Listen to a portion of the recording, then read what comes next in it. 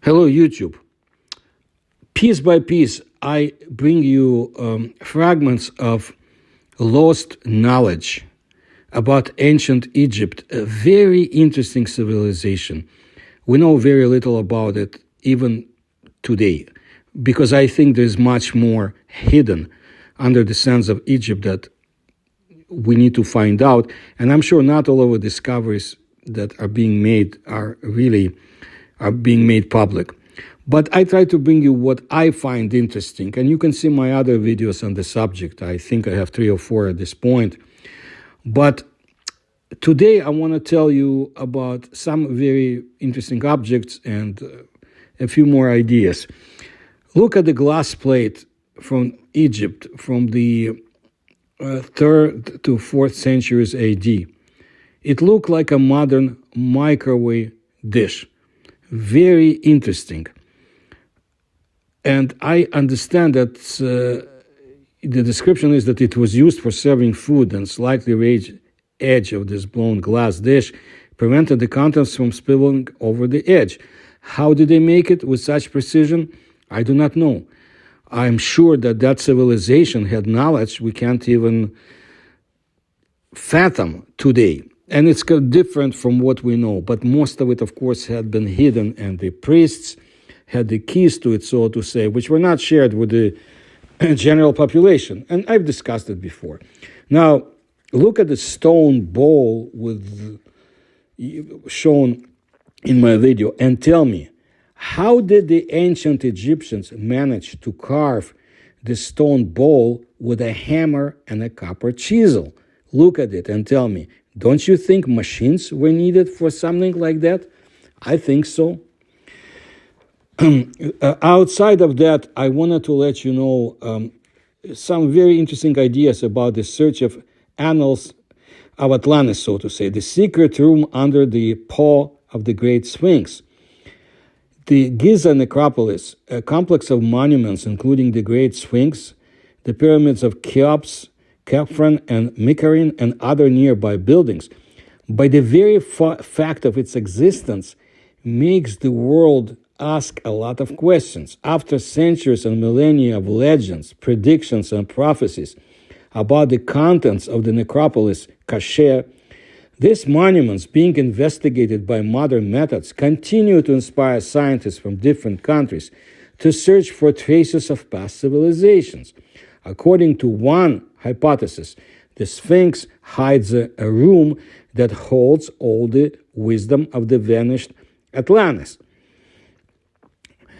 The room under the right paw of the Sphinx, that's the question. With the discovery of pyramids by Europeans and then mummies, sarcophagi, and other unique phenomena of ancient Egyptian culture, countless speculations about the past of this mysterious land began to arise.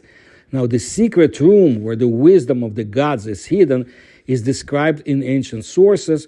And by the way, look at my videos about Ivan Yefremov, that mysterious Russian scientist who was much more than that. The KGB considered him to be an alien, an extraterrestrial. It's a fascinating story about him and his so-called criminal case conducted by the KGB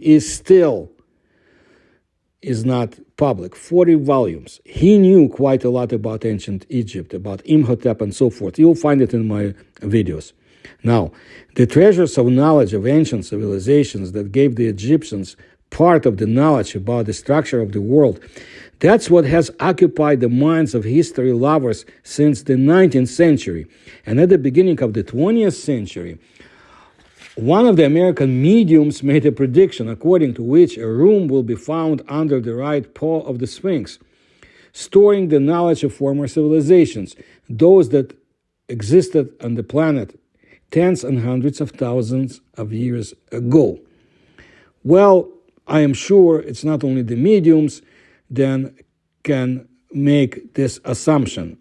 I've heard about scientists who also believe the same, and we'll get to it. The Sphinx is a huge statue, 72 meters long and 20 meters high. Its exact age has not yet been established by historians. It is assumed that it could have originated in the 26th century BC during the reign of the fourth pharaoh Khafren. The creation of the Sphinx is associated with the construction of pyramids on the Giza plateau. It should be borne in mind that unlike pyramids made of blocks, the Sphinx was carved out of a monolith, a large limestone rock, which means that the technology of its creation was completely different. Well, in 1991, the American geologist Robert Schoch conducted studies of traces of erosion on the surface of the Sphinx, according to the results of which it was found that the monument had been exposed to water for a long time, long-term torrential rains.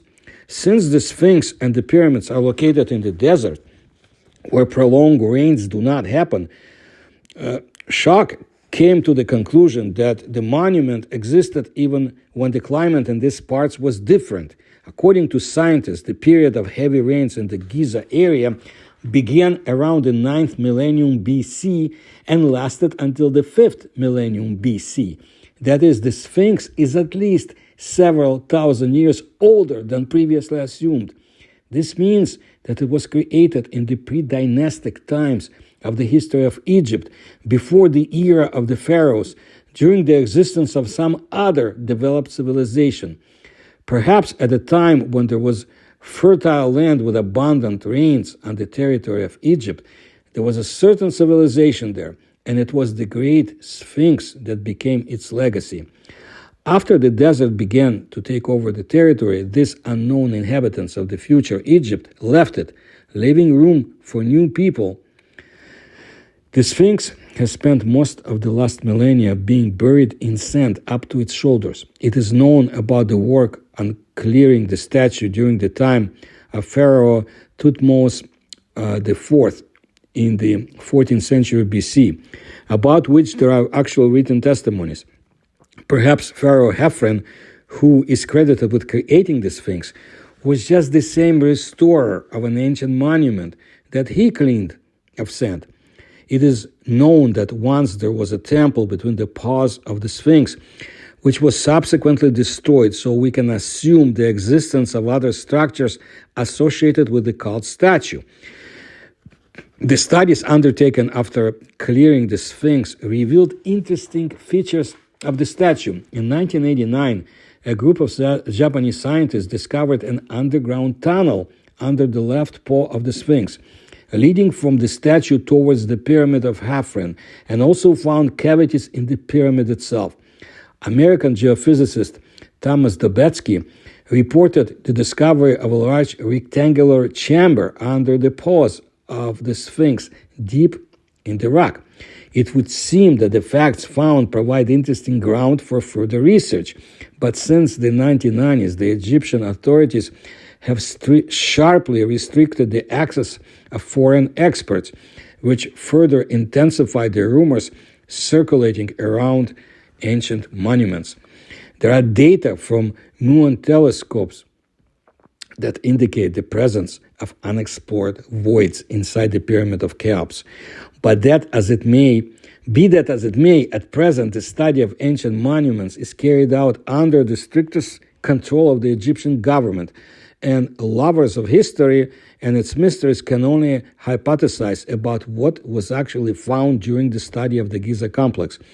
Wasn't the fact of the discovery of a hole under the Sphinx storing the wisdom of an unknown lost civilization classified? In addition to the mystery of the secret room, the Giza necropolis holds other secrets. On the territory of Lower Egypt, traces of the Ma'adi Buto culture, a civilization of Neolithic era, which existed around 4000 to 3400 BC, have been preserved. The people of Ma'adi Buto conducted active trade, engaged in cattle breeding and agriculture, metalworking. There is almost no data about this culture, as well as about the reasons for its disappearance.